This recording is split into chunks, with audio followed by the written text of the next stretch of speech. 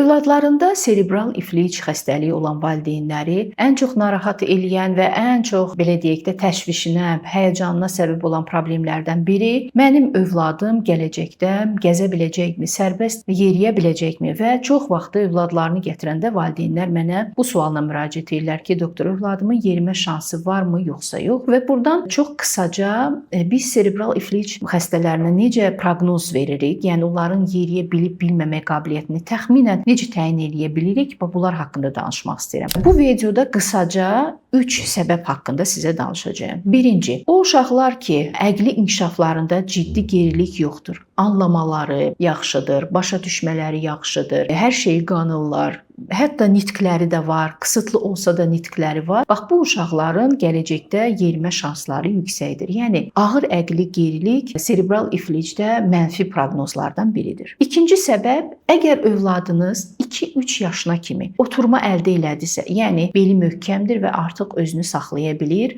otura bilirsə, bu uşaqların gələcəkdə yerimə şansları çox olur. Ona görə də xüsusilə buradan valideynlərə tövsiyə etmək istəyirəm ki, serebral iflic uşaqlarınızla çox erkən fizioterapiya, reabilitasiyalara və kompleks müalicələrə başlayın ki, ən azından 3 yaşına kimi onun oturmasını əldə eləyəsiniz. Çünki bu çox vacibdir ki, gələcəkdə sizin uşağınız yeriyə bilsin. Üçüncü səbəb isə uşaqda əllərində və ayaqlarında yüksək tonus və kontraktor yoxdursa, bu uşağın gələcəkdə yerimə şansını artırır. Yəni, ayağında, əlində yüksək tonus, yığılma, ayaqlardan yığılma olan uşaqların şansı daha da az olur ki, gələcəkdə yerisin. Ona görə də biz bəzi videolarımızda bu tonusla necə mübarizə apara bilərik, botulinum terapiya burada nə kimi effekt verə bilər, bax, bunlar haqqında çox geniş danışırıq. Bu 3 məsələni mütləq surətdə nəzərinizdə saxlayın və bunların üzərində işləyin.